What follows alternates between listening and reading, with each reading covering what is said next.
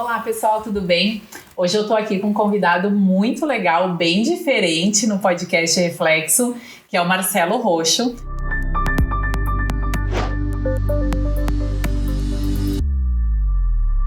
O Marcelo é neurocirurgião e ele tem foco em, vou ler, tá, Marcelo? Neurologia Funcional Integrativa, é professor também. E a gente teve essa ideia de gravar com o Marcelo, vou contar o porquê, mas primeiro eu gostaria que o Marcelo falasse sobre o trabalho, a área de atuação. Explica para nós por que a gente chegou nisso de gravar um podcast. Legal, obrigado pelo convite, Anny, mais uma vez. Imagina. É um prazer estar aqui falando contigo e tendo esse papo que eu tenho certeza que vai ser bem interessante. Eu sou neurocirurgião e eu atuo com essa área de neurologia funcional integrativa bem mais recente, que é uma área mais abrangente, que a gente costuma dizer que sai da caixa, né? E trabalha com o paciente como um todo, olhando para algumas áreas que a medicina tradicional não olha muitas vezes. Então isso me possibilita ter uma visão diferente, um olhar mais abrangente, e a gente acaba abrindo frentes que não são também tão tradicionais. Então hoje eu digo que eu sou uma espécie de mentor do cérebro, algo assim, porque eu cuido das pessoas desde um adolescente, alguém que quer passar num concurso, que quer usar o cérebro com o seu máximo potencial, passando por todas as etapas da medicina, da prevenção, até as pessoas que estão doentes e têm que resolver isso. Então, o fio condutor de tudo isso é o cérebro. Então, eu cuido do cérebro, independente em que estágio ou de que forma ele esteja. E a gente conversou bastante para tentar encontrar uma linha em comum entre os nossos trabalhos. Dermatologia e neurocirurgia, onde é que encontrava, né? O Marcelo surgiu no nosso assunto podcast, porque uma das pessoas que trabalhavam com o nosso marketing, num determinado momento falou: existe um médico aqui em Caxias que tem um Instagram super legal, um conteúdo bacana, né? A gente precisa criar um ponto de encontro entre o nosso conteúdo e o dele. E ficou essa ideia, eu fiquei pensando sobre isso, mas a gente deixou em stand-by. Até que eu tive a Bela e eu parei de dormir.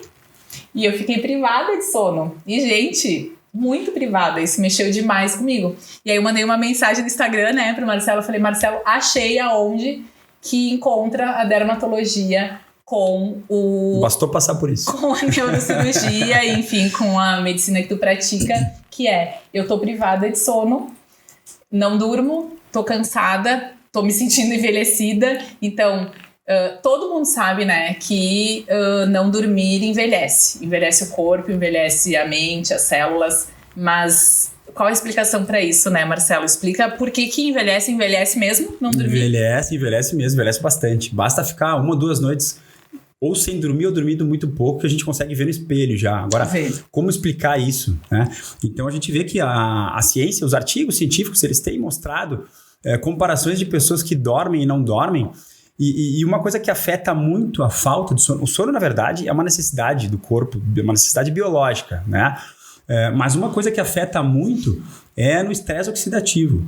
E as células, elas sofrem com o estresse oxidativo, todas as células, principalmente as que se multiplicam muito. Os neurônios sofrem muito no cérebro e as células da pele também sofrem muito porque elas se multiplicam. A gente troca as células com muita rapidez e essas células, elas sofrem muito. Né? Então, basta ficar privado de sono que a gente consegue perceber a curto prazo olhando no espelho. Mas existem uma série de consequências para quem dorme mal. Tu falou do estresse oxidativo, né? O que é isso? Até no nossa conversa pré-podcast, eu falei pro Marcelo que tem um dermatologista chamado Dr. Perricone, para quem se interessa por envelhecimento da pele e celular também, porque ele fala muito sobre saúde. Até vou te passar são livros antigos, assim, mas tu disse que tu gosta de ler.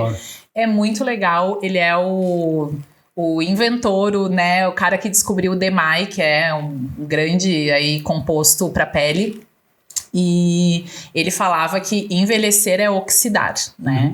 Então, por que o nosso corpo envelhece, né? Nossa pele, nosso corpo, nossos órgãos, nosso cérebro, né? Também. Porque a gente oxida, né? E várias coisas influenciam a oxidação celular, que é a célula funcionar diferente, né? Uma ação mitocondrial. Exato, ali, né? A energia, ela funciona diferente em termos de energia, né? Ela acaba sendo prejudicada. E aí, desde o que ele aborda muito, assim, desde o que tu come, ele era um cara, por exemplo, tu vai ver no livro, que ele comia só coisas cozidas em água, porque ele diz que se dourar, oxidou e isso gera radicais livres, né? Sim. Então, acelera o envelhecimento. Ele é um cara que realmente envelheceu muito lentamente, assim, com 90 e poucos anos ele faleceu. Então, essa coisa de oxidar é muito importante, né? E aí, quando a gente dorme mal, a gente não consegue ter atividade celular normal, eu imagino, né? Então, olha só, dormir mal afeta os mais diferentes sistemas. Por exemplo, quem dorme mal tem dificuldade de se reproduzir e de ter filhos. Afeta o sistema reprodutor, tem infertilidade.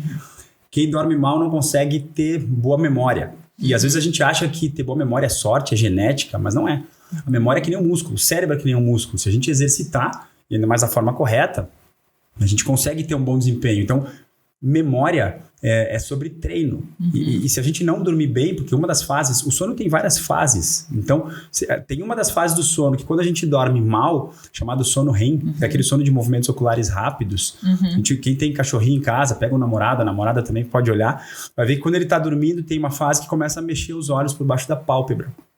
A gente consegue enxergar isso. E é a fase que a pessoa está sonhando. E é nessa fase do sono que a gente consolida as memórias que a gente tem durante o dia. Essa é a fase profunda do sono ou não? Essa é depois da fase profunda. Tá. Ela é um pouquinho mais superficial. E aí é a fase que a gente sonha, a gente tem uma atividade neuronal extremamente... nós estamos ativos, extremamente ativos. A gente só não se mexe. Mas a gente tem uma atividade cerebral intensa nessa fase do sono. E é a fase... Quem viu aquele filme Divertidamente, é bem bacana, é a fase em que tem aquela consolidação das memórias e o cérebro, ele joga fora mais de 90% do que a gente vê ao longo do dia.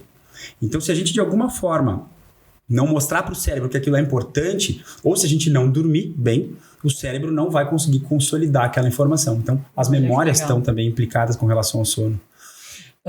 O sono REM, que é esse onde a gente precisa dele, então. Para alcançar uma noite bem dormida, a gente precisa chegar nele. Precisa. Ele chega em determinadas horas ou tipo isso é variável? Porque uma pergunta, né, que eu queria muito te fazer é: existe uma quantidade de horas a ser dormidas? Ou, porque, por exemplo, meu marido, ele é um cara que ele dorme 5 horas. Tá. E ele fica, geralmente, assim, é que agora a gente tem um bebê, então não é tudo bem bagunça. assim. Tudo bagunça, tu sabe, tu tem filhos. Mas ele é um cara que sempre dormiu muito pouco e acordou muito disposto, né? Sim. E a gente sabe que tem pessoas que são assim, né? Tu falou que tu acorda às 5 da manhã, pra ele é um hábito também. Então dorme aquela quantidade. Eu já... Assim, pra mim, eu dormiria 8. Sim. Pra acordar legal, né? Impossível, mas dormiria. Sim. Não, e tem gente, às vezes, que quer forçar, quer acordar também às 5, porque vê que eu acordo, qualquer outra pessoa acorda. O milagre da manhã. Exatamente. Sim. Só que tem gente que simplesmente não se adapta. Isso é genético. Tá. Isso chama cronobiologia. Eu li sobre isso. É bem bacana isso, porque existem 3 tipos de pessoas, tá? Se a gente pegar toda a população e dividir em 3, mais ou menos 1/3 vão ser matutinos, que são as pessoas que nem eu, que chega ali 9h30, 10 da noite, já fica meio devagar. Se tu falar comigo depois das 10, eu não me responsabilizo pelo que eu falar, porque eu já tô caindo de sono. Tá. Eu preciso dormir. 10, 10h30 ali. E às 5 da manhã, eu tô a 1000. Eu acordo, sem despertador, entre 15 para 5, 5h15. Acordo e faço, já começo minhas atividades no meu melhor ritmo do dia. Eu sou um matutino. A minha genética me predispõe a acordar mais cedo e também a dormir mais cedo.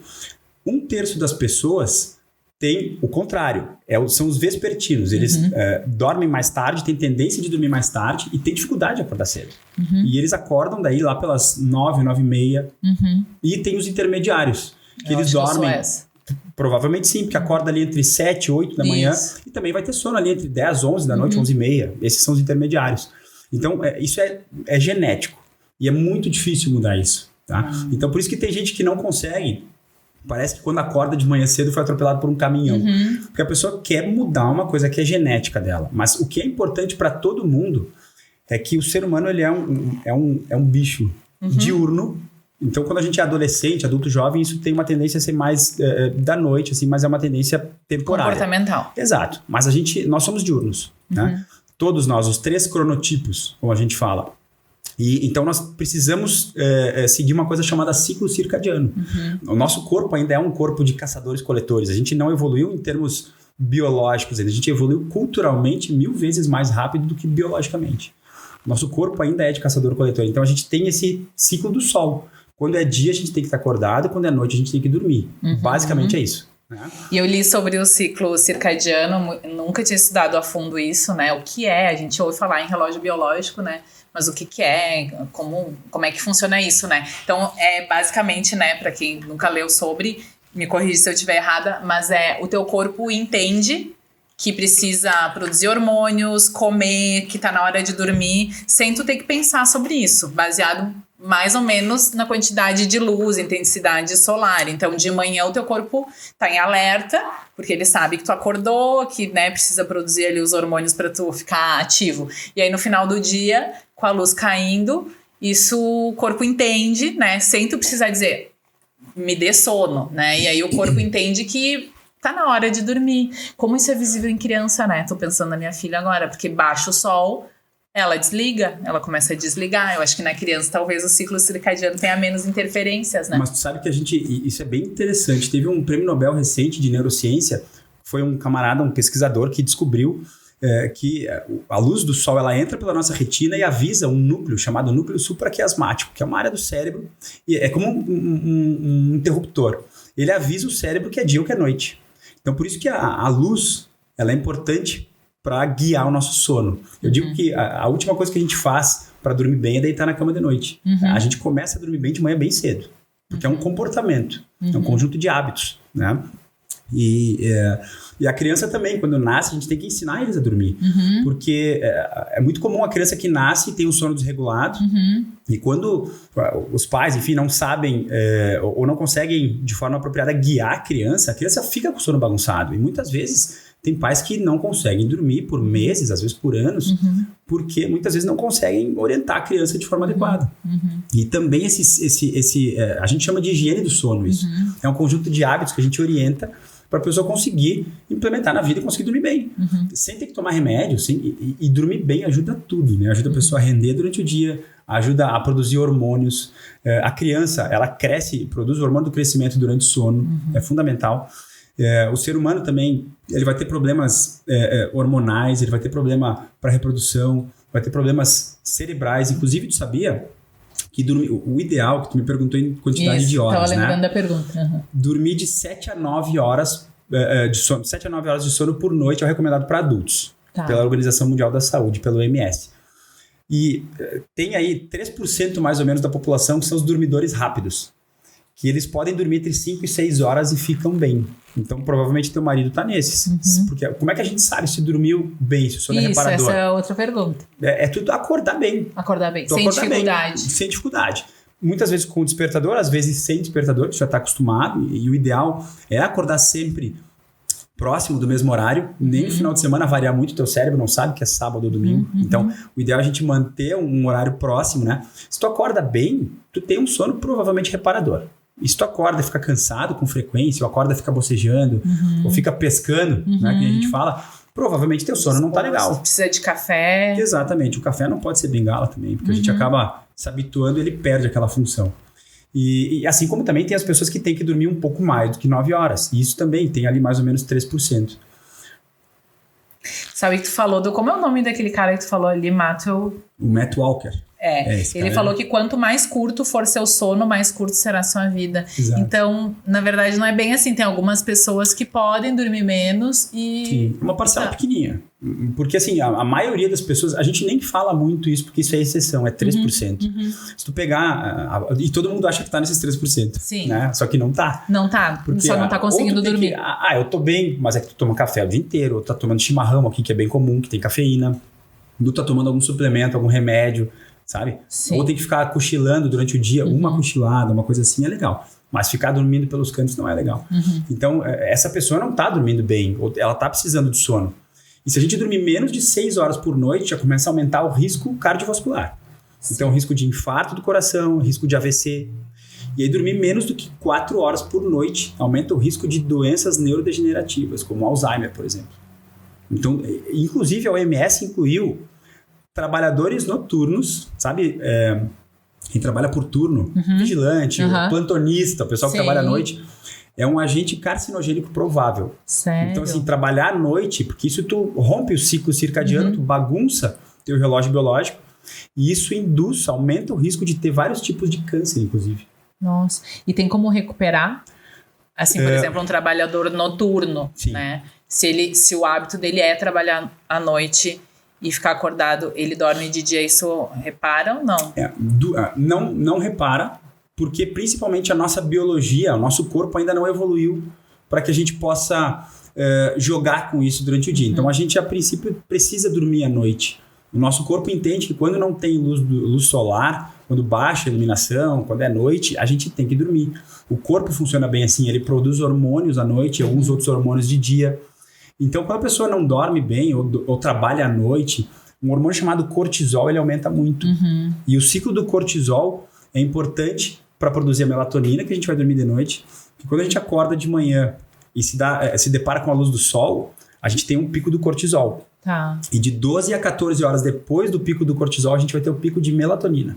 Então, de 12 a 14. De 12 a 14. O cortisol dá aquela acordada, né? Exatamente. Por isso que diz que não pode deixar a criança estressada para dormir, porque ela libera cortisol e não dorme. Exatamente. Cortisol e adrenalina vão juntos. Então, exercício físico, por exemplo, o ideal é praticar nas primeiras 8 horas do dia quando tu acorda. Quem faz à noite, isso pode interferir com o sono também. Cafeína, depois das 3 da tarde, 4 da tarde, no máximo a gente tem que evitar. Porque o café tem meia vida de 12 horas. E ele fica no organismo. Então depois 9, 10 da noite a pessoa ainda vai estar sem sono. Ou descafeinado. E aí não sabe do que é. E às vezes é do café. Sim, aí tu nem...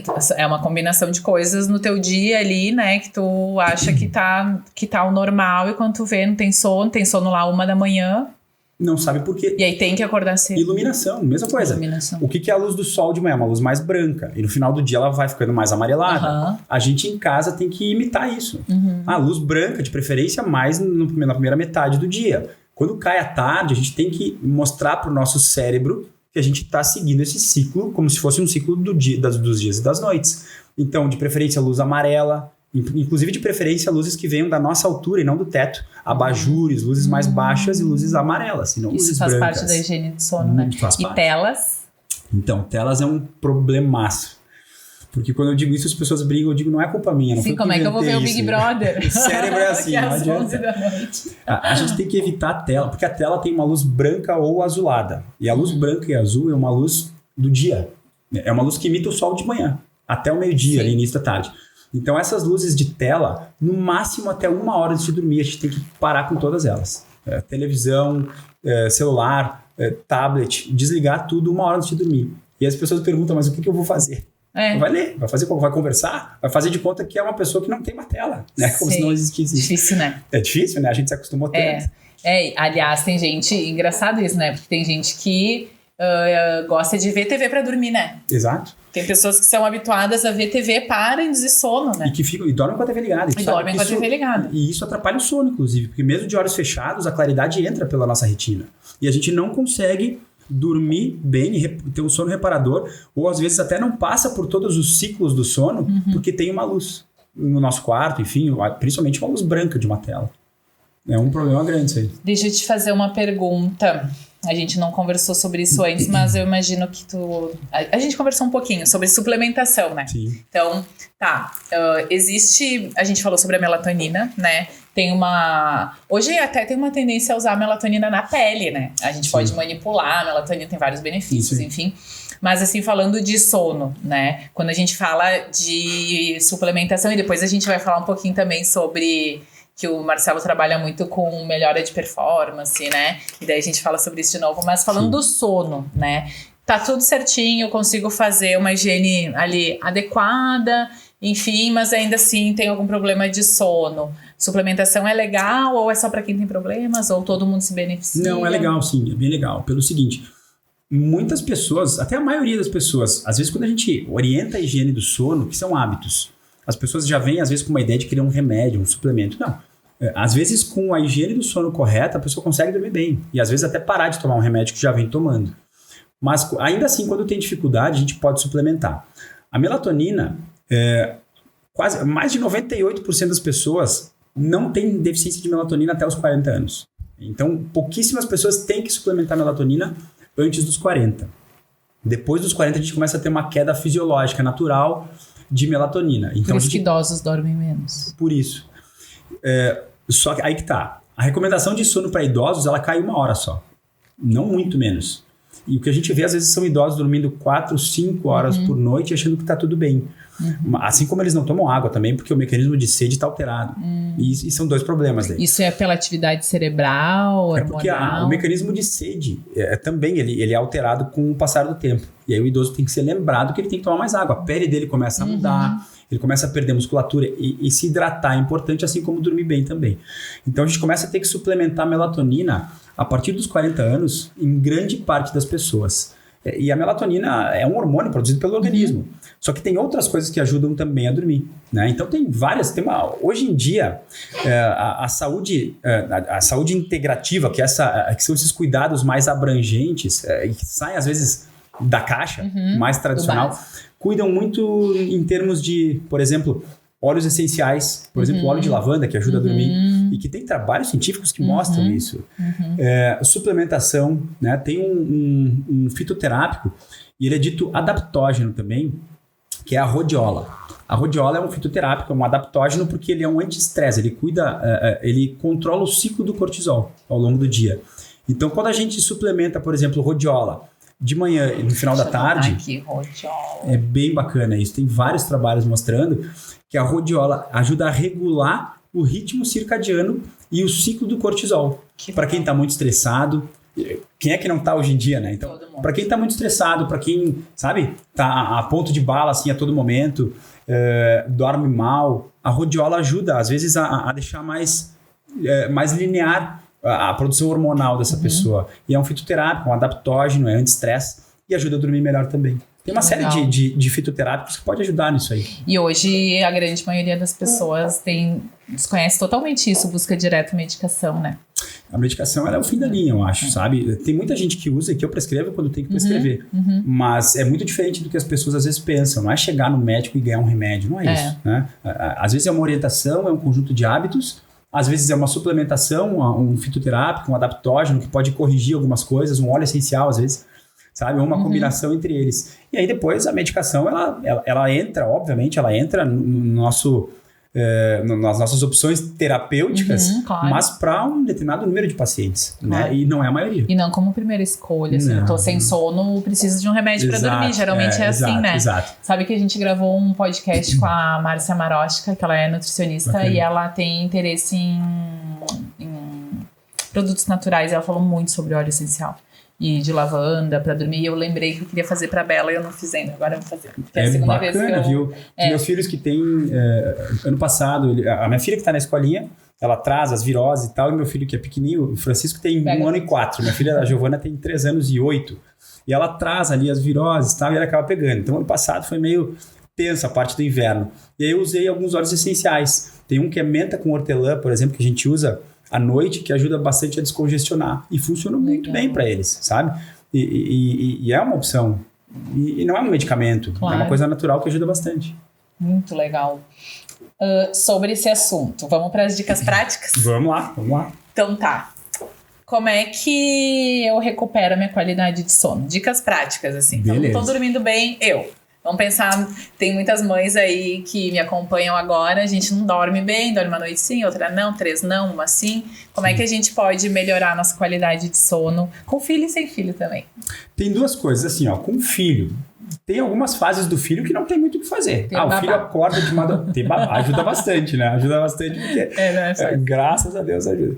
Mas assim, para quem tem como organizar, que o filho já voltou a dormir, às vezes a pessoa está com dificuldade de voltar a dormir, ou é super comum, profissionais que trabalhavam à noite e que pararam de trabalhar, só que o sono nunca volta ao normal. Então eles vêm me procurar, às vezes, com essa demanda, enfim.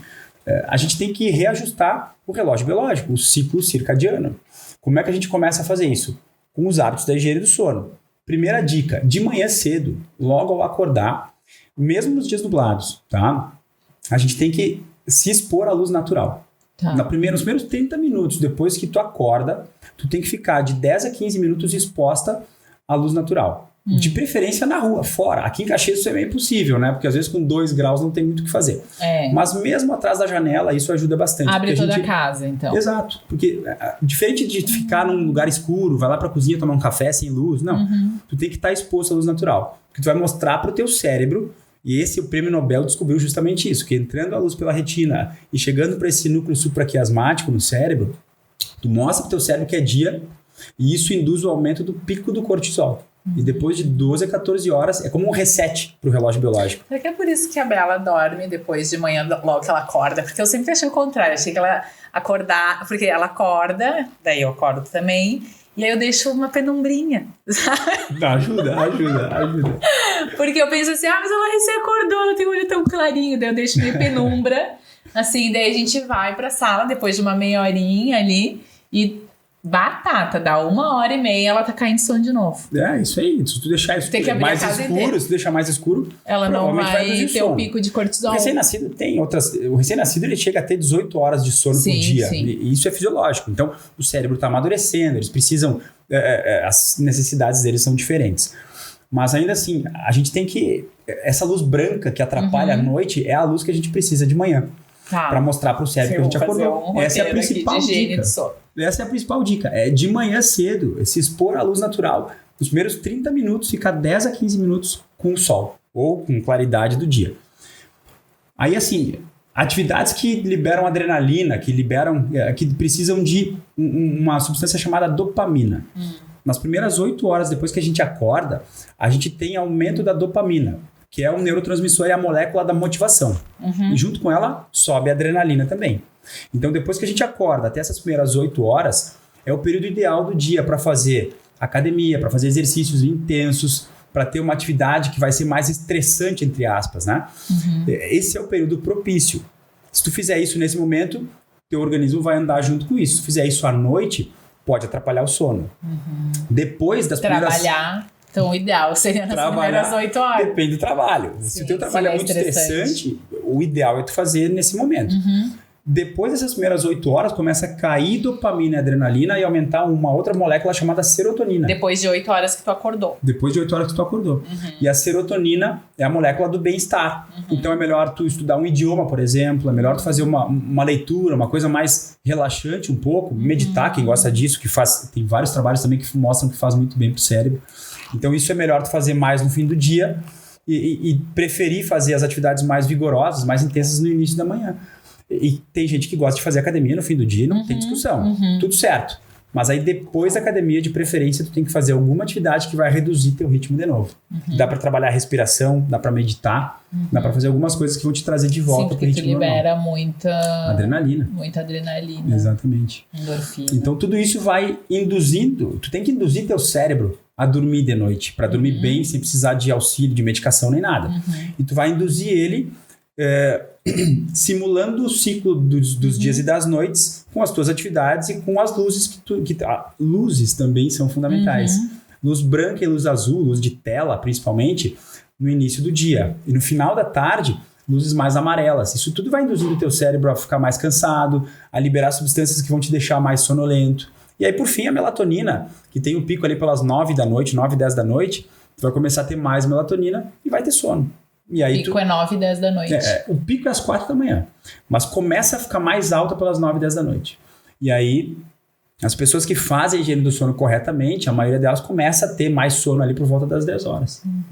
Então teria que evitar telas 1 hora antes de dormir. Telas 1 hora antes. Atividades físicas, no máximo 2 horas antes de dormir é o limite. Ainda assim, teria que fazer alguma coisa mais para baixar o ritmo depois. Grandes refeições também, no máximo ali 2 horas antes de dormir, tudo isso ajuda, né? Tá, e aí se eu tive uma noite péssima de sono, tem como recuperar? Existe uma... A ciência já mostrou que a gente fica devendo horas de sono. Então se tu precisa de 8 horas, tá? Tu sabe que tu fica bem com 8 horas, por exemplo, tu dormiu 6 horas, tu tá devendo 2 horas de sono aquela noite. Se no dia seguinte tu não cochilar um pouquinho, ou se tu não dormir mais cedo na outra noite, isso vai se acumulando. E com o tempo, isso vai aumentando o risco de doenças crônicas. Aumenta uma coisa chamada inflamação crônica no teu organismo, que é o grande fator de risco para Alzheimer, diabetes, hipertensão, AVC. Agora, se tu não dormir bem, a melhor dica é recuperar o sono depois. A gente não tem muito como negociar com o sono. Não adianta tu tomar... Se tu tomar um estimulante, por exemplo, uma medicação... eu preciso ficar acordada para fazer uma prova, para... Bom, não tem o que fazer... Existem saídas momentâneas, mas a longo prazo, se tu ficar devendo horas de sono por muitos dias seguidos, tu tem que pagar essas horas. E senão tu vai acabar pagando preço em algum momento por isso. Por isso que a gente tem que dormir bastante, não tem muito o que fazer. Dormir é necessidade. É necessidade, nossa, não é fácil, viu? O pessoal vem procurar, às vezes, querendo melhorar a performance, estudar para concurso, que é uma coisa, sabe, que como eu te falei, usar o cérebro de forma saudável também é usar o cérebro para algum propósito que a gente tem. Então, eu mentoro pessoas para estudar para concursos, para provas e tal. E aí as pessoas querem aumentar as horas de estudo e dormir menos. Só que tu não pode jogar com sono. Se tu dormir pouco, tu vai pagar o preço depois. E o preço é não passar. Tu precisa, antes de qualquer outra coisa, ajustar teu sono. O sono é a base. Depois do sono vem o resto. É mais ou menos assim. Vamos tentar, mães do Instagram, dormir um pouco melhor. É temporário. Vamos lá. Muito legal esse assunto do sono mesmo. Assim, muito interessante. Acho que vai ajudar muita gente. Mas a gente tinha conversado sobre falar sobre outro assunto, né? Que o Marcelo, além de ter esse interesse todo pelo sono, pelo cérebro, enfim, ele tem interesse pelo cérebro como um todo, né? E ele dá curso, mentorias de melhora de performance, ajuda pessoas que querem passar em concurso, mas não só isso, né? Como ter mais sucesso, como ficar melhor tanto na vida profissional como pessoal, isso é muito legal. E aí eu fui olhar o Instagram do Marcelo e vi que ele passou por um processo que eu passei também. Que ele teve uma perda de peso, né, bem substancial. Em algum momento, não sei quando é que foi, Marcelo. Foi de 2019, 2018 até 2021 ali. Foi. Mas o último ano, assim, foi o principal. Foi o principal. E isso, tu teve que girar uma chave, né? Ter um gatilho aí para girar a chave de mudança de estilo de vida, né? Eu tava conversando com o Marcelo que na minha prática, hoje a gente tem tratamentos faciais, mas lida muito com paciente em tratamento corporal, querendo melhora, né, estética do corpo. E eu sempre, e a Vivi tá aqui para não deixar eu mentir, né? Eu abordo todos os dias a importância de não se apoiar no procedimento estético como a resolução, né? Então, mudança de estilo de vida, atividade física, alimentação. E nós estávamos até conversando sobre isso, né? Eu sou aquela médica que indica o procedimento, a nutricionista, o personal, a academia, costureira, babá. Eu quero que a pessoa.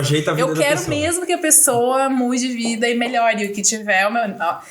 Até pode ter gente tecnicamente melhor, claro que tem, sempre tem, né? Mas, assim, o cuidado, né, que eu penso pro paciente é como um todo. Não adianta a gente fazer um procedimento e não abordar o resto. E como que isso, né, como que a tua vivência em motivação pode ajudar as minhas pacientes que desejam melhorar o corpo, ter hábitos mais saudáveis, porque te ajudou, com certeza, sim, né? Em algum momento eu fiz também isso. Olha só. A gente tá numa época legal, a gente tá gravando isso agora em iníciozinho de março. Isso. Recém passamos aí o início de ano. As resoluções de ano novo, as famosas resoluções, as listas, né? Que eu acho que é legal fazer e organizar o próximo ano. Sabe que antes do carnaval, isso é estatístico, tá? 80% das pessoas já abandonaram a lista de ano novo que fizeram há menos de 2 meses. E no final do ano, sabe quantos % das pessoas conseguem cumprir com as listas? 4%. Sabe por que isso acontece?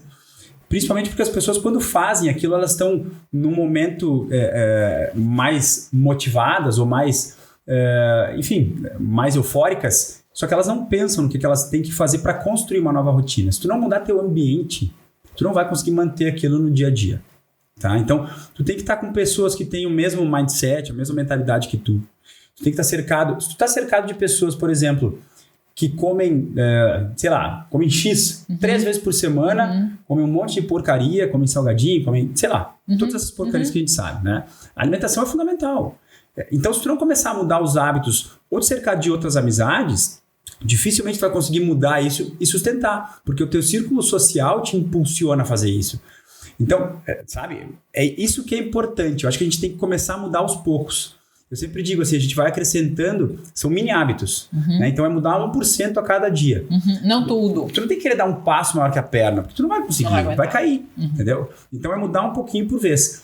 E aí tem uma regra legal até que eu sempre sugiro, é a regra dos 2 minutos. Tá. A pessoa que quer, por exemplo, o que mais querem às vezes é aprender, é começar a ler mais livros durante um ano, fazer academia, é o que eu mais ouço, tá? E no fim das contas, a maioria acaba não fazendo, não mantendo. Dura 1 mês, 2 meses e depois para. Mas por que parou? Porque não mudou a rotina. Entendeu? Então, como é que tu muda, como é que tu faz isso? A regra dos 2 minutos te ajuda a fazer isso. Por exemplo, tu quer ir na academia, tá? Quer começar a ter esse hábito. E tu é uma pessoa sedentária, né? Tem que sair do zero. A pessoa que sai do zero, tem que fazer 180 minutos por semana de cardio. Não, sai do zero, sabe? Claro que tem recomendações ideais, mas sair do zero é o principal. Como é que tu vai conseguir fazer isso? Tu tem que reduzir qualquer hábito que tu quer implementar na vida a 2 minutos. E como é que tu vai fazer? Mas não dá tempo de ir na academia. É para acrescentar o hábito na rotina. Tá. Tu vai todo dia no horário que tu quer na academia. Por exemplo, de manhã cedo. Então tu vai acordar, vai deixar tua roupa pronta, teus tênis prontos, vai acordar, vai te vestir, vai colocar a roupa e colocar os tênis. Depois tu vai tirar a roupa e tirar os tênis. E acabou. Tá. Mas não funciona pra nada. Funciona, olha que legal. Funciona pra adquirir o hábito. Tá. Depois que tu adquirir o hábito e fizer isso todos os dias e conseguir manter isso por um período que é variável, mas manter isso por algumas semanas, pra tu conseguir escalar aquilo ali é muito mais fácil. Tu começa a aumentar depois. 5 minutos, aí tu vai sair de casa, vai andar 100 metros e voltar. 10 minutos, e aí depois meia hora. Mas tu tem que começar com o hábito. E as pessoas não adquirem o hábito. Elas querem ir na academia 3 vezes por semana.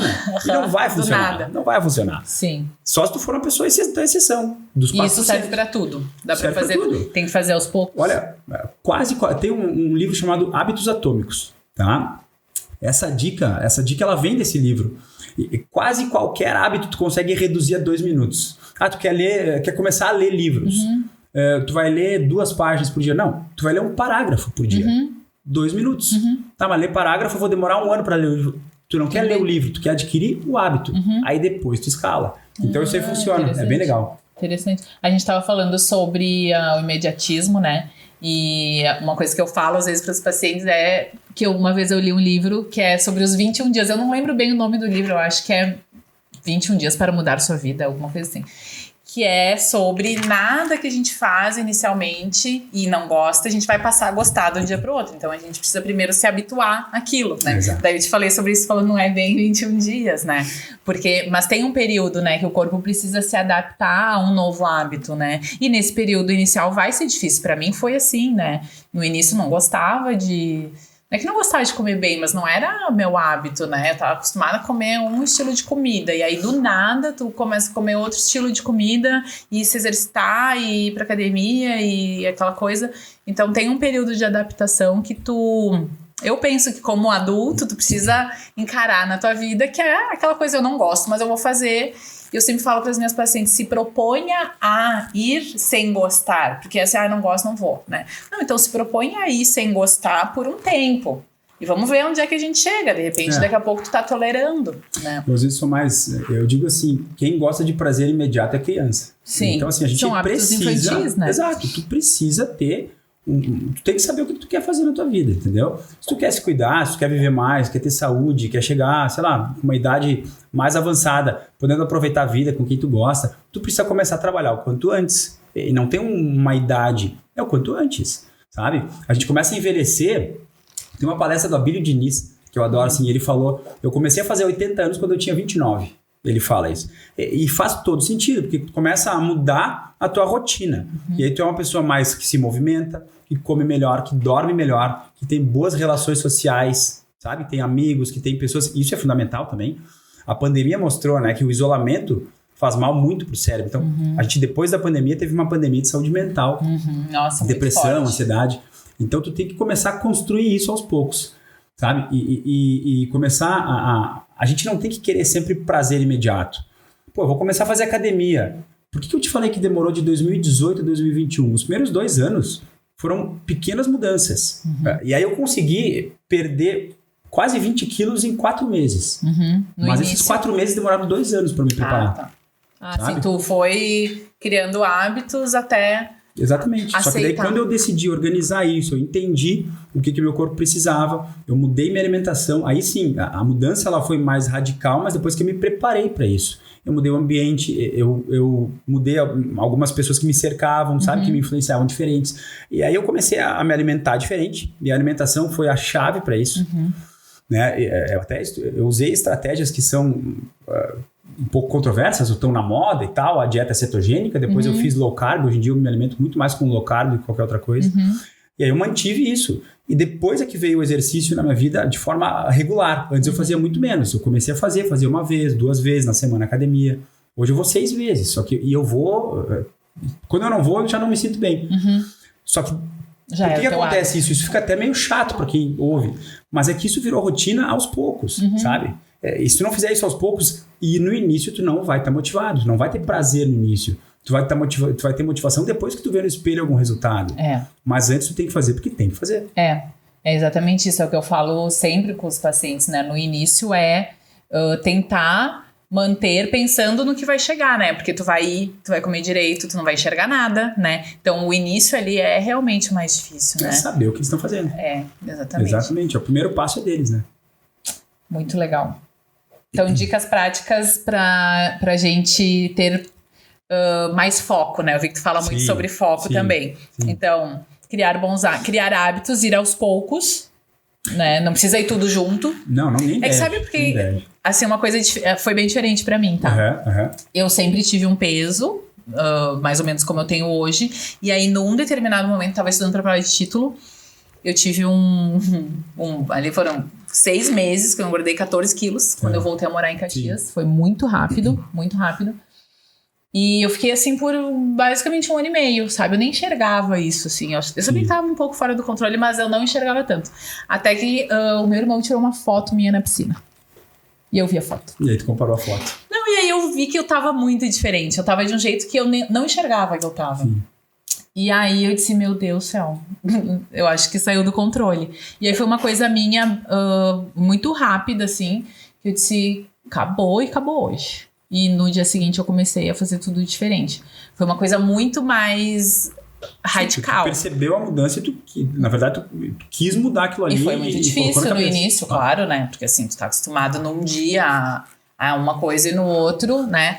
Mas eu entendo que isso não funciona para a maioria das pessoas, porque é muito... Claro, aí eu tenho um ambiente que favorece, eu né, trabalho com estética, meu marido é educador físico, então eu tenho um ambiente favorável para isso, né, agora, que me faz manter nisso, que eu acho que é a dificuldade da grande maioria, e também essa coisa de ir abruptamente, né? Exato. Talvez a chance de dar errado seja realmente muito maior.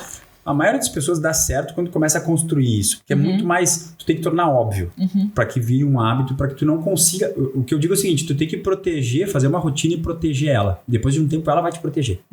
Porque tu não vai mais conseguir sair dela, mesmo que tu queira. Meus irmãos, no início desse ano, eu gosto de dar um exemplo, eles me deixaram, já falei com ele. Um dos meus irmãos me mandou uma mensagem em janeiro, no início de janeiro. Ele é sedentário, faz anos. Ele disse assim, fui 3 vezes pra academia essa semana, eu vou voltar a fazer jiu-jitsu e tal. E aí o outro se emocionou e mandou uma mensagem também, eu também quero voltar a correr, vou correr 5 quilômetros e tal. Eu disse, até quando vocês querem fazer isso? Quem sabe vocês comecem a correr um pouquinho ou caminhar, e tu quer ir na academia, começa a ir na academia um pouquinho por vez.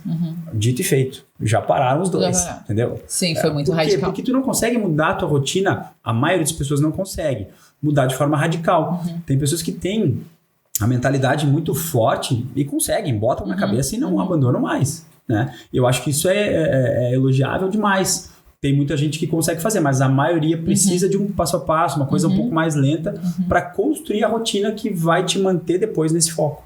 E mesmo indo de forma abrupta, como eu fui, isso muita gente consegue. Hoje, né, tem medicações aí que ajudam os pacientes a perder peso muito rápido, né? Muito rápido. Medicações sem controle, né? Tu sabe, então... Estão dando que nem água, às vezes. Estão dando que nem água e às vezes o paciente pega porque a amiga usou, então já... Como é que tu usou, né? Vai lá. Então, essa coisa do emagrecer muito rápido e abrupto e às vezes mudando o estilo de vida, às vezes não, tá muito em alta, mas é difícil de manter, né? Então, por mais que eu tenha feito rapidamente, se eu não tivesse condicionado a mente a persistir numa coisa que eu não gostava tanto na época, que era ir tanto pra academia, era, né, comer daquele jeito, da mesma forma, tu tem que persistir sem gostar no início, né? Que é amadurecer a tua ideia, né? E tu tem que te organizar pra isso. Tem um trabalho legal que fizeram, que pegaram 3 grupos de pessoas para adquirir o hábito de fazer exercício na rotina.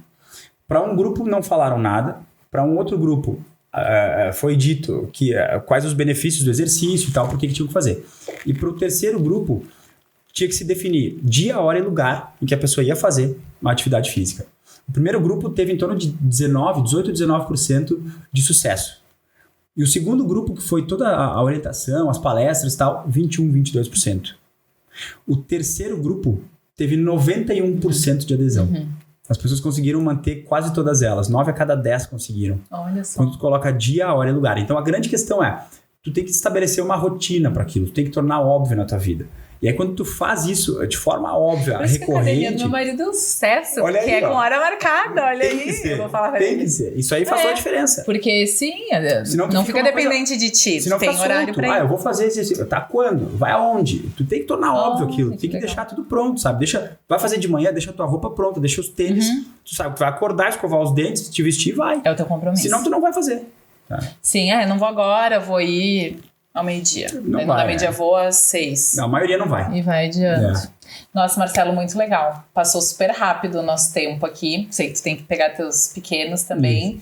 Foi muito legal mesmo. Eu tava lendo sobre o assunto e não parava de achar coisas interessantes. Assim, o cérebro é realmente um órgão tão... fascinante. Nossa, demais. E como a gente estava falando aqui, influencia em tudo mesmo. Sempre vai ter um ponto de encontro com qualquer especialidade. Exato. Achamos a nossa, que é o sono. Que bom, e deu um baita papo. Nossa, eu acho que vai ser muito produtivo para muita gente o nosso assunto aqui. Tu tem muito conhecimento, parabéns. Obrigado. Teu trabalho é muito legal. Tô louca pra saber do teu curso. Tu tem os cursos, né? Tem do teu Instagram lá, que é @... Meu Instagram é @Dr. Marcelo Roxo, Dr. Marcelo Roxo. Dr. Marcelo Roxo. É tá muito tudo lá legal. No meu Instagram. Tu dá boas dicas, assim, né? Dicas práticas. Sobre saúde do cérebro, sobre prevenção de doença, sobre melhora da performance mental, sobre suplementação, óleos essenciais, tudo isso aí. Eu vi, é muito bacana, parabéns. Continua, porque eu sempre falo...